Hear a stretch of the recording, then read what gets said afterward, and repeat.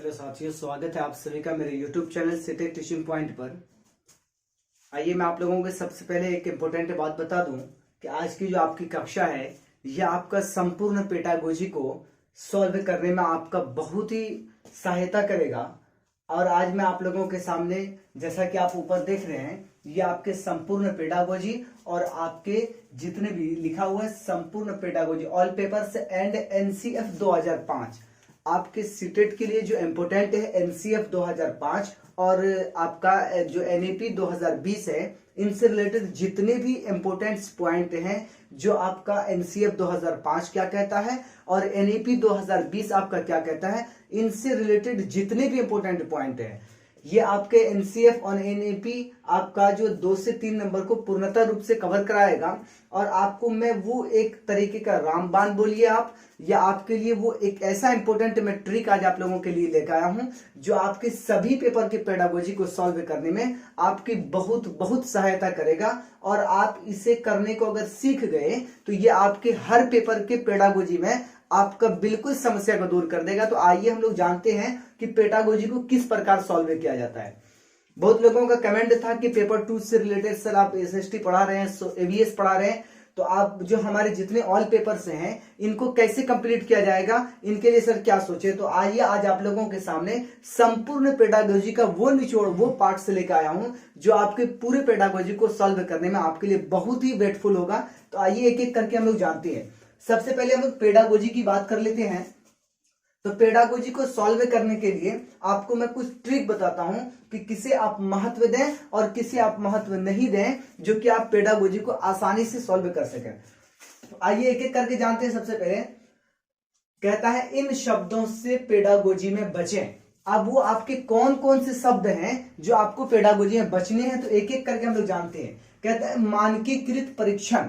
मानकीकृत परीक्षण जैसा आपको बता दूं मैं, जैसे बच्चों के लिए आप उसको तैयार किए और वर्ष में एक बार परीक्षण करना, और उसके जांच के लिए उसके क्या बोल रहे परसेंटेज के लिए बोल रहे हैं, या उसे वर्गीकरण करने के लिए इस प्रकार का अगर परीक्षण लेते हैं, ये परीक्षण अगर आपके पेडागोजी के आंसर में कहीं भी आपको देखने को मिल जाए मानकीकृत परीक्षण, आप इसे डायरेक्ट काट दें, क्योंकि न तो आपका एनसीएफ न तो आपका एनईपी 2020 आपका कहता है कि बच्चों का मानकीकृत परीक्षण पर बल दिया जाए। और दूसरा चीज आपका कहता है व्यक्तिगत भिन्नता में समानता। आपको इस जगह बता दूं कि आपकी एक कक्षा है और उस कक्षा में आपके लगभग आपके अलग अलग भाषा बोलने वाले बच्चे हैं, अलग अलग मादरी जबान के बच्चे हैं, अलग अलग मातृभाषा अपना बोलते हैं। अगर उसमें अगर सभी बच्चे को आप एक ही प्रकार का शिक्षा देंगे तो उसमें से कोई भी बच्चा पूर्णतः रूप से सीख नहीं पाएगा। तो आप याद रखिएगा कि व्यक्तिगत भिन्नता अर्थात बालकों में या आपका मातृभाषा की भिन्नताएं या जिस प्रकार की भिन्नताएं हो, भिन्नता वाली कक्षा में सामान्यतः रूप की शिक्षा ये आपका एनसीएफ नहीं कहता, न आपका एनईपी 2020 कहता है। तो आपको कहीं भी ऑप्शन में दिखने को मिल जाए क्या कि व्यक्तिगत भिन्नता में समानता, तो उसे आप डायरेक्ट क्या करोगे, तो काटोगे। अब इसके बाद मैं बात कर लूं लालच, 2 विद्यार्थियों में तुलना। जैसे कक्षा में बच्चे अगर शिक्षा ग्रहण कर रहे हैं, उसमें हम किसी दूसरे का ताना उसे दें कि वो ऐसे कर रहा है, वो ऐसे कर रहा है, नहीं, बच्चों में तुलना नहीं करना है, बल्कि उससे जो आगे के बच्चे हैं उनके प्रति उनको क्या करना है, प्रोत्साहित करना है कि बेटे देखो वो किस प्रकार से किया और वो देखो कहां निकल गया। इस तरीके से उनको प्रोत्साहित करना है, न कि उसे हतोत्साहित करना है। एक दूसरे के प्रति तुलना कि वो तो ऐसा कर सकता है, तुम ऐसा नहीं कर सकते, इस तरीके की तुलना हमें बालकों के बीच नहीं करना है। एनसीएफ और एनईपी आपका दोनों इसे गलत मानती है और आपको ऑप्शन में जहां भी दिखने को मिल जाए इसे आप डायरेक्ट क्या करोगे, तो इसे काट दोगे और ये आपका राइट आंसर नहीं हो सकता। जब आपसे पॉजिटिव आंसर मांगे तो ये नहीं होगा, जब आपसे नेगेटिव आंसर मांगे तो अब ये आप लगा सकते हैं। अब इसके बाद हम बात कर लेते हैं कि परीक्षा में अंकों के लिए पढ़ना। जैसे बच्चों को कहें कि बेटे अच्छे से पढ़ो, बहुत मेहनत करके पढ़ो, क्योंकि अगले वर्ष तुम्हारा जो एग्जाम होने वाला है उसमें तुमको अच्छा नंबर लाना है, स्कूल में सभी बच्चे अच्छा नंबर लाना है। इस तरीके के लिए बच्चों को प्रोत्साहित नहीं करना, क्यों कि परीक्षा में सिर्फ अंक लाने के लिए पढ़ना, तो परीक्षा में तो अंक ले आएगा, लेकिन हमारा एनसीएफ या एनईपी क्या कहता है, बच्चों को स्कूली शिक्षा को बाहरी ज्ञान से जोड़ना। अगर उसे हम सिर्फ पढ़ने या परीक्षा में अंक लाने के लिए अगर पढ़ाएंगे तो उसे हम जीवन के बाहरी अंग से उसे हम नहीं जोड़ पाएंगे। अब उसके बाद कहता है व्याख्यान विधि। ये आप याद रखना, ये आपके लिए बहुत इंपॉर्टेंट होगा, आपके लिए टैग वर्ड है, याद रखिएगा। अगर आपको ऑप्शन में कहीं भी देखने को मिल जाए ना, ये याद रखिएगा कि व्याख्यान विधि, ये ससुरा आपके लिए बहुत ही खतरनाक होता है पेडागोजी के लिए। याद रखिएगा कि व्याख्यान विधि आपके लिए बहुत ही, बच्चों को व्याख्यान करके नहीं समझाना, बल्कि उसे सरल भाषा में उनके स्कूली जीवन को बाहरी जीवन से जोड़कर समझाना। उसे किसी व्याख्यान के नहीं, किसी बड़े महापुरुष का कथन देकर समझाना नहीं, बल्कि उसे उसके स्कूली जीवन को बाहरी जीवन से, सामाजिक अंतःक्रिया से उसे जोड़कर पढ़ाना। अब दूसरा है कि शिक्षक केंद्रित शिक्षा। ये आपका न तो एनसीएफ 2005 इसको मानती है, न आपका एनईपी 2020 मानती है। शिक्षक केंद्रित शिक्षा अर्थात बालकों को शिक्षकों पे आश्रित करना, शिक्षकों पे आश्रित करना, ये आपका न एनईपी कहता है, न एनसीएफ 2005 कहता है। आपको कहता है क्या है, शिक्षा कैसी होनी चाहिए, तो बाल केंद्रित होनी चाहिए, शिक्षक केंद्रित नहीं होना चाहिए, न पाठ्य पुस्तक केंद्रित होनी चाहिए। याद रखिएगा, आपकी शिक्षा बाल केंद्रित हो, अर्थात बालकों के रुचि को देखते हुए आप उसे शिक्षा दें। कैसा, बालकों की रुचि का आप ध्यान रखते हुए उसे शिक्षा दें। क्या, तो याद रखिएगा। अब दूसरा चीज, रटंत अधिगम।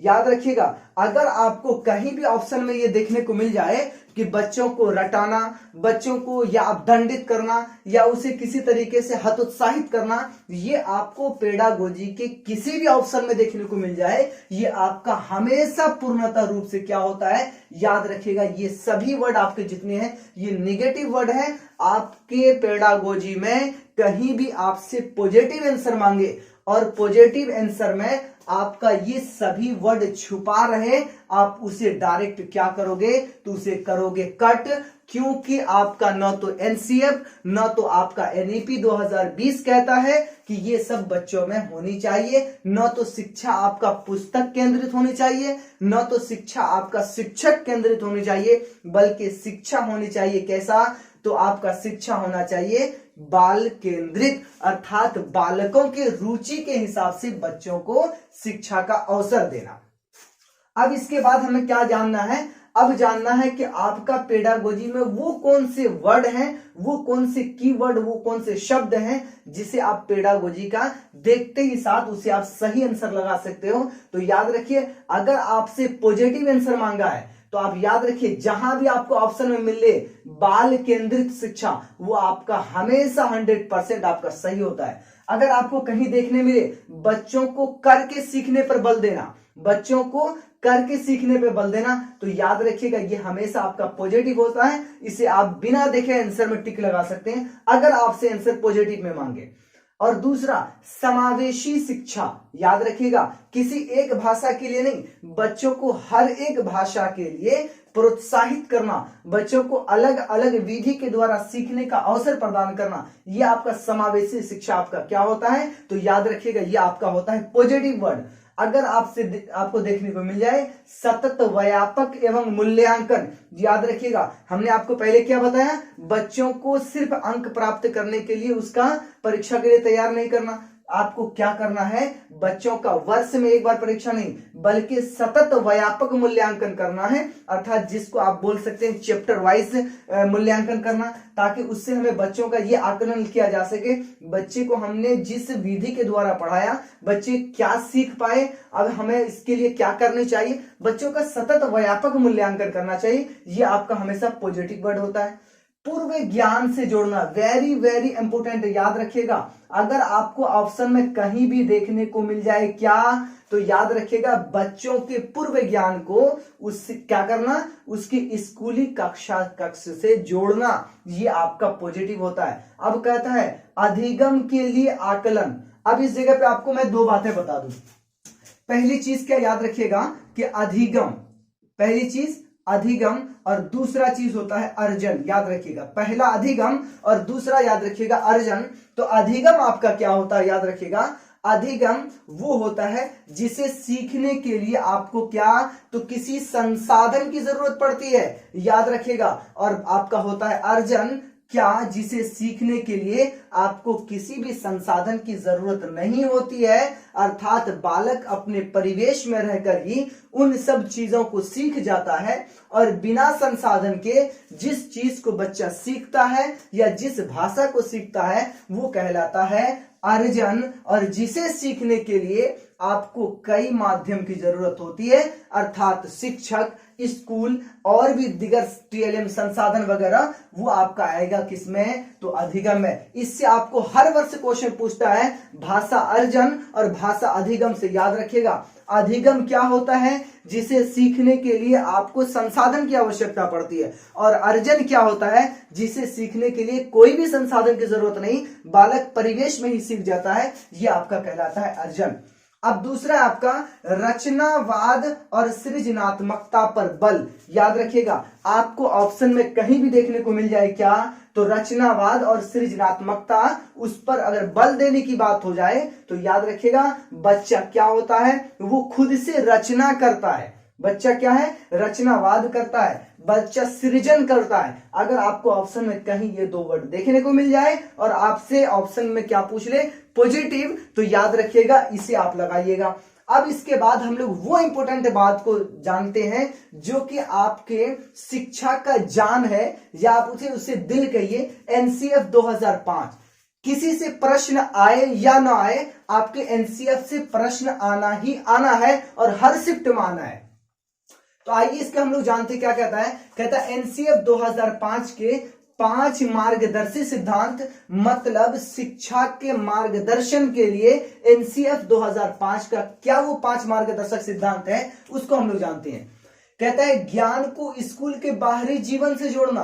पहला चीज याद रखिएगा, एनसीएफ क्या कहता है, बच्चे जब स्कूल आए तो उसके ज्ञान को स्कूल के बाहरी जीवन से जोड़ना, न कि बच्चे जब अपने घर से आए उसको हमें अर्थात उनकी भाषा को स्कूल में महत्व नहीं देना, ऐसा नहीं करना, बल्कि उसके ज्ञान को स्कूल के बाहरी जीवन से जोड़ना, उसके परिवेश में ले आकर उसे दिखाना और समझाना।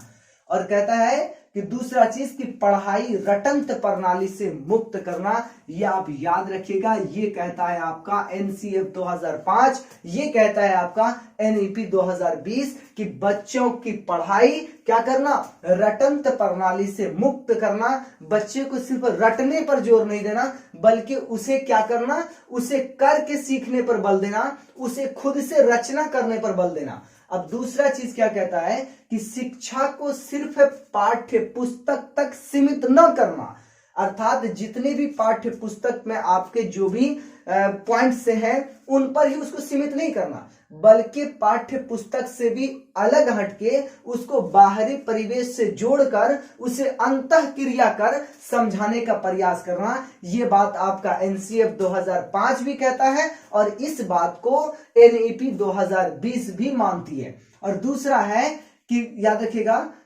कि परीक्षा को लचीला बनाना तथा कक्ष गतिविधि से जोड़ना। बच्चों के लिए परीक्षा को एकदम मुश्किल नहीं बनाना और उसे न तो परीक्षा के लिए तैयार करना, बल्कि उसे क्या करना, परीक्षा को लचीला बनाना, उसके लिए आसान बनाना और तथा गतिविधि से जोड़ना, उसे एक दूसरे के बीच कार्य कर सीखने में, ग्रुपिंग कार्य करके सीखने में, उसे खुद से कार्य करने के लिए और नई नई रचना करने के लिए अवसर प्रदान करना। ये आपका कहता है एनसीएफ 2005, इसी को मानती है आपका एनईपी 2020। और दूसरा कहता है शिक्षा द्वारा प्रजातांत्रिक, ये याद रखिएगा, शिक्षा द्वारा प्रजातांत्रिक राष्ट्रीय चिंता को समाहित करना।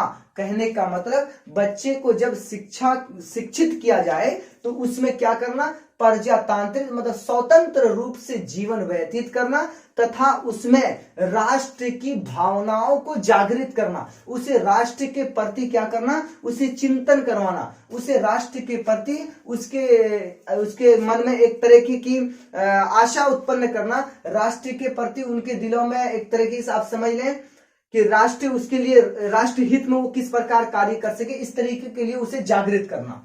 अब दूसरा कहता है एनसीएफ के प्रमुख बिंदु जो आपके लिए बहुत इंपॉर्टेंट है, डायरेक्ट आपको एग्जाम में हो सकता है ये लाइन देखने को मिल जाए और आपसे पूछ लेगा ये कौन कहता है, एनसीएफ क्या कहता है या एनईपी कहता है। कहता है रचनावाद पर बल देना, बिना बोझ की शिक्षा का वादा।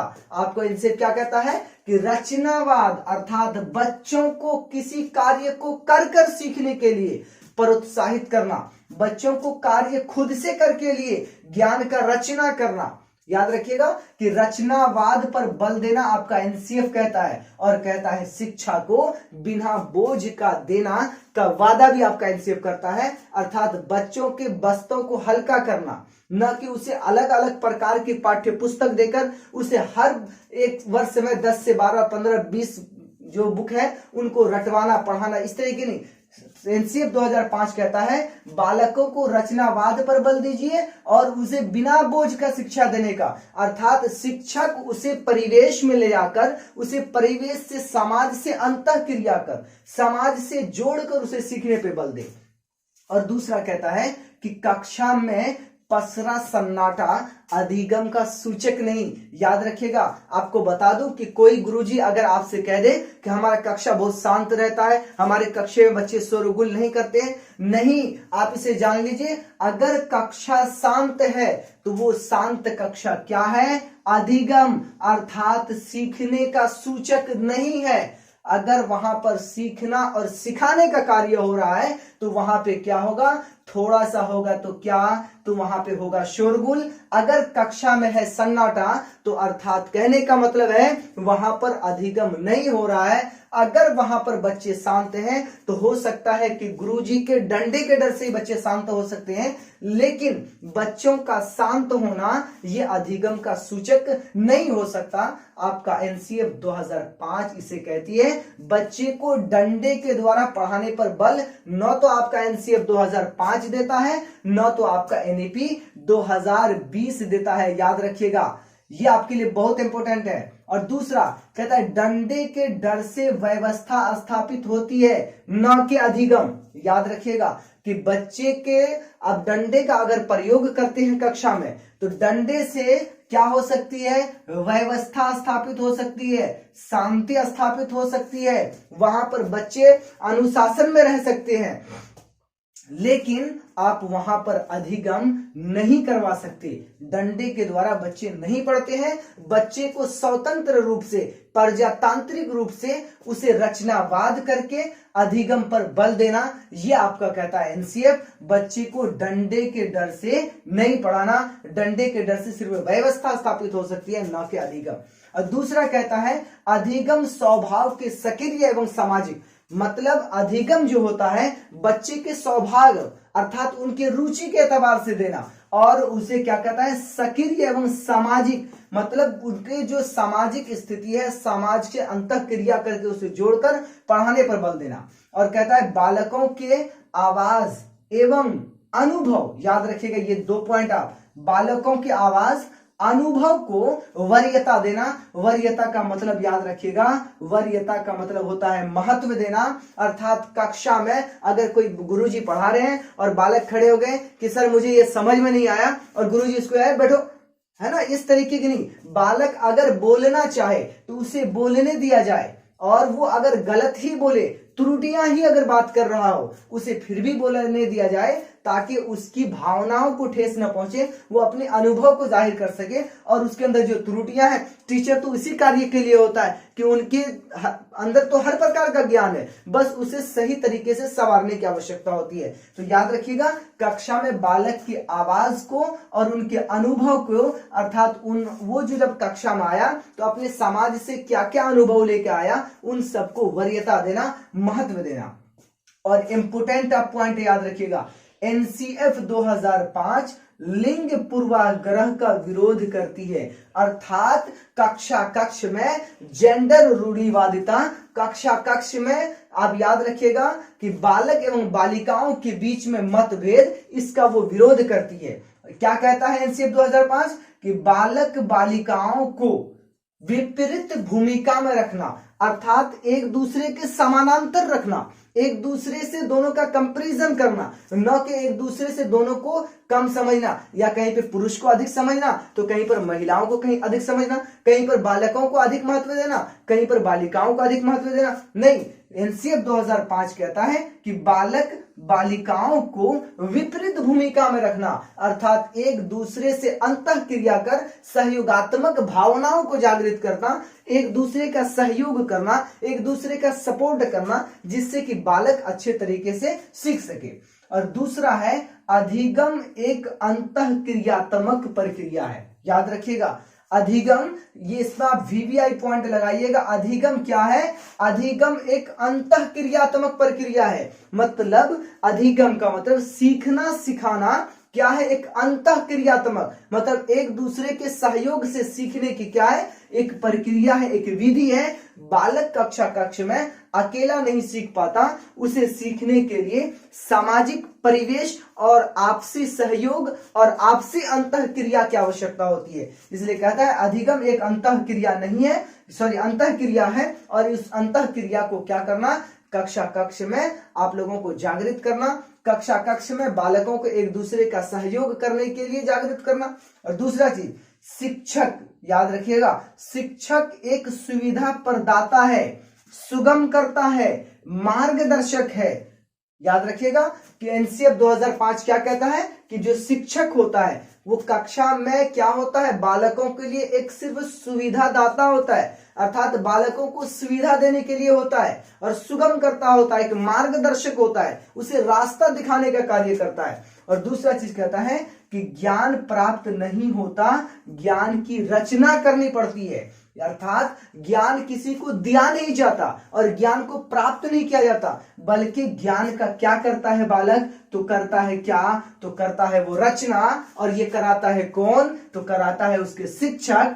शिक्षक का क्या होता है इसमें? तो मार्गदर्शक, दिखाते हैं वो रास्ता, वो होते हैं सुगम करता, बताते हैं वो सही ज्ञान, वो होते हैं सुविधा प्रदाता, उसको देते हैं परिवेश। याद रखिएगा कि शिक्षण बालकों को देता है क्या? तो परिवेश, और बालक करते हैं शिक्षा का क्या? तो करता है रचना, न कि वो करता है प्राप्त।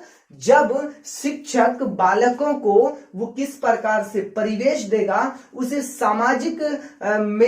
सामाजिकता से जोड़ेगा, उसे सामाजिक परिवेश से जोड़ेगा और उसे अंतःक्रिया से जोड़ेगा, तो बच्चे को नहीं करना पड़ेगा क्या? ज्ञान की प्राप्ति, वो ज्ञान का करेगा क्या? तो करेगा रचना। याद रखिएगा। अब कहता है बच्चा कोई सफेद पट्टी नहीं होता। सफेद पट्टी याद रखिएगा, आम जबान में इसको बोला जाए तो गोरा कागज। तो याद रखिएगा बच्चा कोई सादा कागज नहीं होता। कहता है कि पट्टी नहीं, वह कई अनुभव लेके आता है स्कूल में। बच्चे को क्या कहते हैं लोग कि बच्चे अब स्कूल आए, बच्चे तो गोरे कागज हैं, इस पे जो लिखा जाएगा वो लिखा जाएगा। लेकिन नहीं, बच्चे गोरे कागज नहीं होते, सफेद पट्टी नहीं होते। जब वो पहली बार स्कूल आता है तो वो अपने साथ कई अनुभव लेके आता है, अपने परिवेश के कई अनुभव लेके आता है, अपने बड़ों से कई अनुभव सीख के आता है। सिर्फ और उसे सिर्फ स्कूल में क्या चीज की आवश्यकता है? उसे आवश्यकता है सामाजिक परिवेश से जोड़ना और उसको वहां पर रचनावाद के लिए क्या करना? तो ज्यादा से ज्यादा उत्साहित करना। और दूसरा, बच्चों को प्रश्न पूछने के लिए तैयार करना। कुछ गुरुजी बच्चे अगर कक्षा में खड़े होकर प्रश्न पूछना चाहे तो उसे बैठा देते हैं, लेकिन नहीं, हमारा एनसीएफ और एनईपी भी इसको कहता है बच्चों को प्रश्न पूछने पर उसको क्या करना? उसे ज्यादा प्रोत्साहित करना, न कि उसे हतोत्साहित करना, है ना। बच्चे को प्रश्न पूछने के तैयार करना। और कुछ इंपोर्टेंट पॉइंट आपको मैं बता दूं, जैसे आपका एनसीएफ है, एनसीएफ आपके कुछ इंपोर्टेंट बात पर बल देता है। जैसे कुछ आपका कैसा शिक्षा है, जैसे मैं आपको बता दूं कला शिक्षा, याद रखिएगा, कला पर, और आपका होता है कार्य, याद रखिएगा, कार्य पर, और दूसरा होता है स्वास्थ्य पर, याद रखिएगा, स्वास्थ्य पर। तीसरा होता है आपका शारीरिक शिक्षा, याद रखिएगा। उम्मीद कि आपको दिखाई पड़ रहा होगा। कला शिक्षा, कार्य शिक्षा, स्वास्थ्य शिक्षा और शारीरिक शिक्षा, याद रखिएगा। कला शिक्षा क्या होता है? बच्चों को कला के द्वारा, गतिविधि के द्वारा करने के लिए प्रोत्साहित करना। और कार्य शिक्षा उसे कार्य के प्रति क्या करना, उसे जागृत करना, और उसे स्वास्थ्य शिक्षा जिससे कि उसका स्वास्थ्य भी ठीक रहे। आप जानते हैं कि एक स्वस्थ शरीर में ही स्वस्थ मस्तिष्क बसता है, याद रखिए। और दूसरा आपका शारीरिक शिक्षा जिसमें कि आपके बच्चे का स्वास्थ्य क्या रहे, हष्ट पुष्ट रहे, तरोताजा रहे। और दूसरा चीज आपको इस जगह में बता दूं, जैसे है आपका एनसीएफ या एनईपी, ये दोनों चीज याद रखिएगा क्या, तो यह आपका है बहुभाषिकता।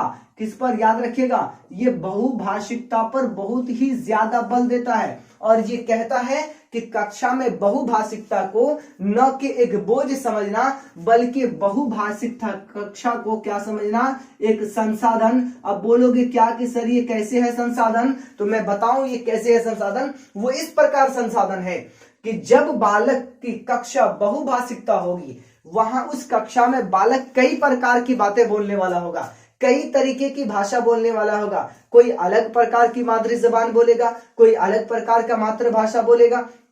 जब एक कक्षा में अलग अलग भाषा के बोलने वाले बालक आपको मिलेंगे, जब एक कक्षा में आपको अलग अलग मातृभाषा बोलने वाले बच्चे मिलेंगे, तो क्या होगा, अगर रामू जानता है वहां पर हिंदी, अगर वहां पे रामू जानता है हिंदी, और आपका वहां राजू जानता है क्या, राजू जानता है आपका इंग्लिश, अगर वहीं पर आपका सोहन जानता है क्या, तो मराठी, याद रखिएगा सोहन जानता है मराठी। अभी वहीं पे बात कर लें, रोहन जानता है क्या, बंगला, याद रखिएगा। मैं आपको बताऊंगा अभी क्या, राजू जानता है हिंदी, और आपका क्या है, रामू जानता है हिंदी, राजू आपका इंग्लिश जानता है, सोहन आपका क्या जानता है, मराठी जानता है, रोहन आपका बंगला जानता है, और भी दीगर बहुत सारे बच्चे हैं जो अलग अलग भाषा को जानते हैं। अगर सभी बच्चा आपसी अंतःक्रिया कर कक्षा में सीखेगा, तो क्या होगा कि बच्चे एक आपसी अंतःक्रिया कर जब सीखने लगेंगे, उसमें रामू हिंदी बोलेगा तो राजू को हिंदी सीखने का मौका मिलेगा, जब राजू इंग्लिश बोलेगा तो रामू को हिंदी इंग्लिश सीखने का मौका मिलेगा। इसी जगह सोहन जब क्या बोलेगा, तो मराठी बोलेगा, तो राजू और रामू को मराठी सीखने का अवसर मिलेगा। अगर रोहन यहीं पर बंगला बोलेगा, तो इसकी बंगला भाषा सोहन, राजू और रामू को सीखने को मिलेगा। अर्थात कहने का मतलब है, सभी अलग अलग मातृभाषा बोलने वाले बच्चे जब कक्षा में अलग अलग मातृभाषा बोलेंगे, तो सभी बच्चे को अलग अलग भाषा सीखने का अवसर प्रदान होगा। तो होगा आपका ये क्या होगा, एक प्रकार का संसाधन। कैसे होगा संसाधन, आपने पहले जाना कि बच्चों के लिए अधिगम क्या होता है, अधिगम के लिए होता है आपको प्रयुक्त करना क्या, तो संसाधन। आपने यहां पर अलग अलग भाषा के बच्चे को रखा, जिससे अलग अलग भाषा बोली गई, और आपके सभी जो जितने भी बालक या बालिकाएं हैं वो अलग अलग भाषा को सीख पाए, जिसके लिए आपको थोड़ी भी मेहनत नहीं करनी पड़ी। तो बताइए ये क्या हुआ, आपके लिए संसाधन हुआ या आपके लिए हुआ बोझ। तो याद रखिएगा कि आपका एनसीएफ और आपका एनईपी 2020 दोनों ये मानता है कि बहुभाषिकता कक्षा को आपको हमेशा देना है वरीयता, न कि समझना उसे बोझ, हमेशा देना है महत्व, न कि समझना है बोझ, हमेशा समझना है एक संसाधन, न कि समझना है आपको उस पर बोझ। याद रखिएगा। और कुछ इंपोर्टेंट आपको बात बता दूं, जैसे आपका एनसीएफ 2005 और एनईपी आप याद रखिएगा 2020, याद रखिएगा ये क्या कहता है कि प्राथमिक, याद रखिएगा कि प्राथमिक स्तर पर मातृभाषा को बल देना। बच्चों के प्राथमिक स्तर पर शिक्षा जो आपकी होनी चाहिए वो कैसी होनी चाहिए, वो होनी चाहिए उसकी मातृभाषा पर, वो होनी चाहिए उसके किस पर, मातृभाषा पर। जैसे मैं आपको बता दूं मातृभाषा पर क्यों होनी चाहिए। आज मैं आपको क्या कहूं कि अगर आज की पूरी कक्षा आप एंड तक देख लो, तो इससे आपका कोई भी पेपर में पेडागोजी बनाना आपके लिए बहुत ही आसान हो जाएगा, और आपका एनसीएफ या एनईपी से एक भी प्रश्न ऐसा नहीं होगा जो आपसे नहीं बनेगा। एक एक पॉइंट को आज मैंने यहां पर नोट किया है।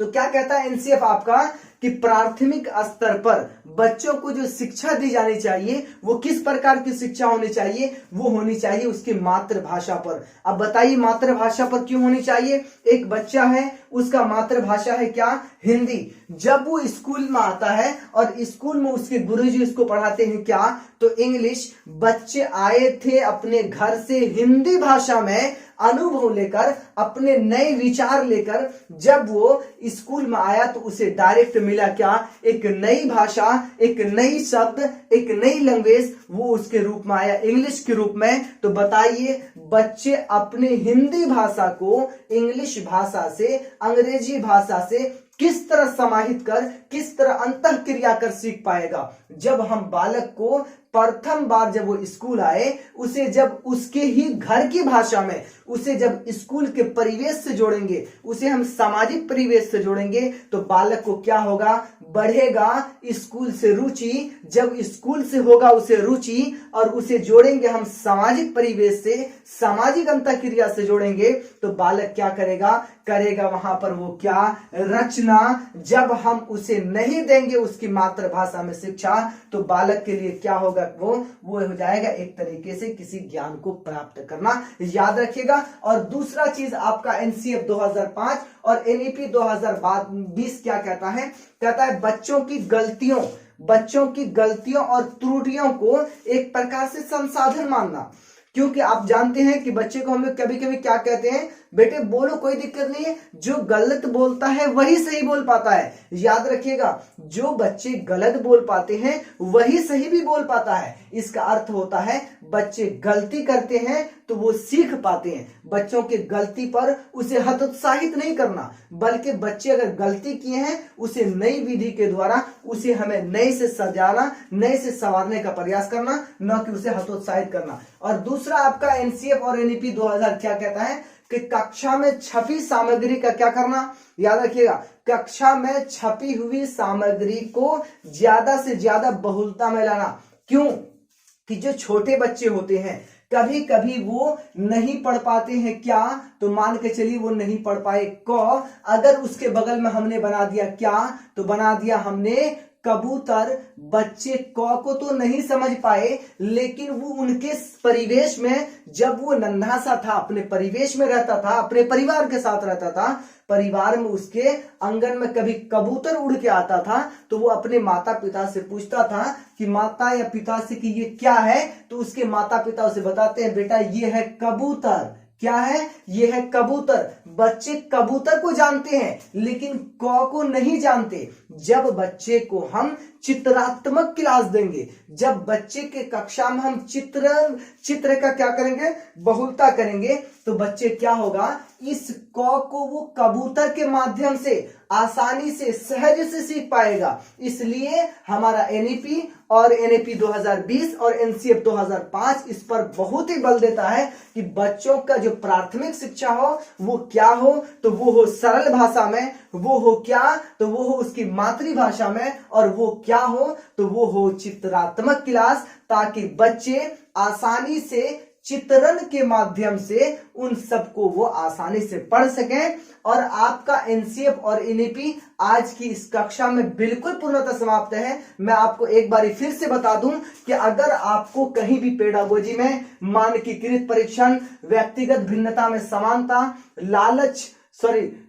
लालच, दो विद्यार्थियों में तुलना, परीक्षा में अंक के लिए पढ़ना, व्याख्यान विधि, शिक्षक केंद्रित शिक्षा, रटंत अधिगम आपको पेडागोजी में कहीं भी देखने को मिल जाए और आंसर आपसे पॉजिटिव मांगे, इसे आप करोगे डायरेक्ट कट। अगर आपको कहीं भी पेडागोजी में देखने को मिल जाए बाल केंद्रित शिक्षा, करके सीखना, समावेशी शिक्षा, सतत व्यापक मूल्यांकन, पूर्व ज्ञान से जोड़ना, अधिगम के लिए आकलन, रचनावाद या सृजनात्मकता, ये पॉइंट आपको कहीं भी देखने को मिल जाए, ये आपका सारा पॉइंट होता है क्या? तो ये होता है पॉजिटिव। और इसे आप डायरेक्ट लगाओगे क्या? आप इसे डायरेक्ट लगाओगे, ये आपका आंसर होगा, ये आपका सही आंसर माना जाएगा। याद रखिएगा, अगर आपसे एनसीएफ के बारे में पूछ ले, ये डायरेक्ट आपका ये कथन आपको लाइन देखने को मिल सकता है सीटेट में, ये आपको डायरेक्ट पूछ लेगा और कहेगा कि इनमें से कौन आपका एनसीएफ 2005 का सिद्धांत है। याद रखिएगा कि ये वाला पॉइंट आपके लिए क्या होगा? गलत, और ये होगा आपका पॉजिटिव। जब आपसे आंसर मांगे क्या?